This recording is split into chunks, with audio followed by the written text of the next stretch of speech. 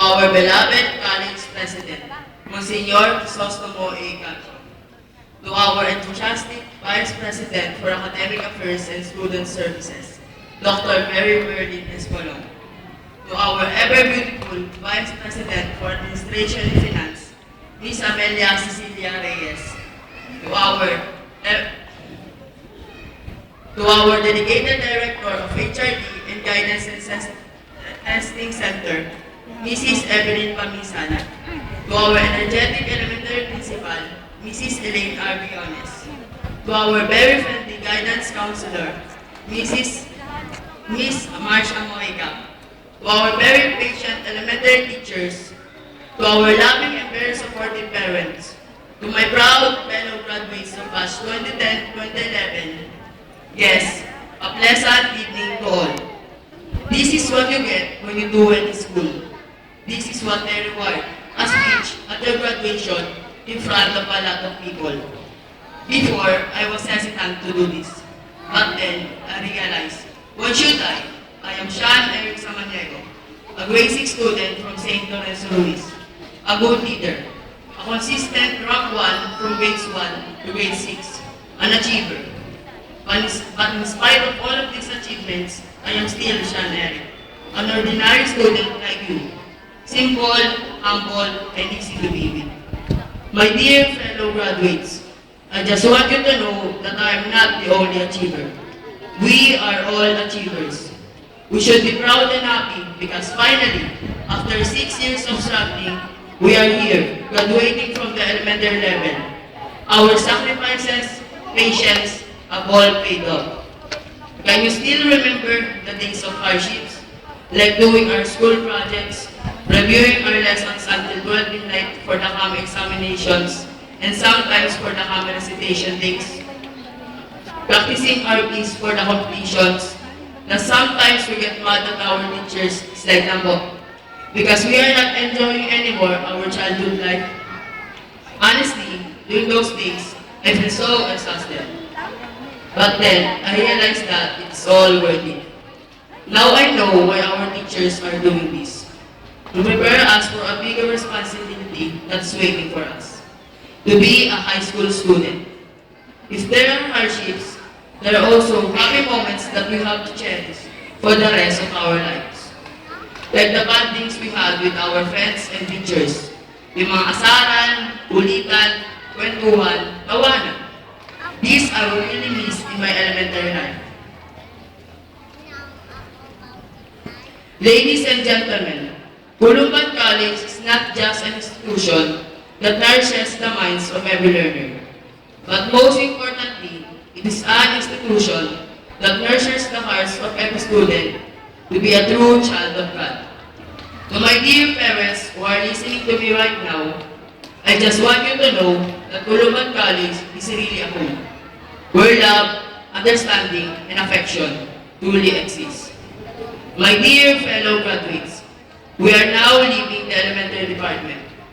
Tomorrow is another challenge for us. Now is the time to take a step forward into our future by becoming mature young adults. My dear fellow graduates, the graduate, a partner towards transformational society, an answer to societal change.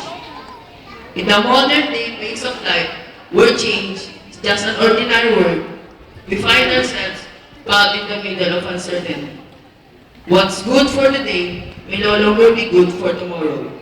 What's in today may no longer be in 2 days from now. Your latest gadget now may no longer have the same value tomorrow. The knowledge you have in mind at present may no longer be as useful as it can be in the future. Youth are being challenged by these changes. Should we be frightened or should we learn to cope with these changes? The youth of today are responsible for the nation's future. The 20 years we will be spending in studying might be a long-term effort, but it will bring long-term benefits to our life and to our society. We, the new generation, must have the initiative to act upon our thoughts and promote the roles of students, not just within the four corners of the classroom, but also as an active member of the society. We must not settle for less. Instead, we must soar high and embrace the changes the society is offering us. We play an important role in shaping the future of the society. Let us show to them what we are worth, what we are capable of doing. My dear fellow graduates, let the change start within us, for we are the future of our nation. Before I end my speech, I would like to take this opportunity to thank those people behind my success, for without them, I am nothing. First, to our Almighty God, for the love, guidance, and for giving me the strength to face all the challenges in life. To our alma mater, Uluban College. To the administration, headed by our Most Reverend, Monsignor Crisostomo Cacho. Monsignor, salamat po. To Mrs. Elaine Biones, our principal, for believing in me. Thank you, Madam. To our dearest teachers who did not only teach us the fundamental knowledge, but also teach us the true meaning of life and to be Christ-like in thoughts, words, and deeds. We really appreciate your efforts and sacrifices just for us to learn and be ready for the coming challenges in life. Thank you po. I would like to take some time to also thank my grade 6 class advisor, Mrs. Joey Marmito, for nurturing us with love and respect. To my former grade 5 class advisor, Mr. Rodelio Cano, for always believing in my talents. To my friends, thank you for the joy and fun we shared together. Lastly, I would like to thank my family.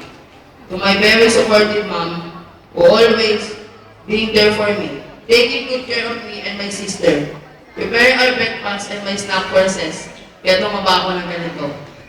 For carrying my bag from ground to 4th floor. For being supportive when it comes to my personal activities. Thank you, Mom. You are the best mom in the world. To my very responsible dad for providing our basic needs, for giving the best to us, thank you, Dad. To my sister for helping me in my school projects and assignments, thank you, Ate. This is the fruit of our labor.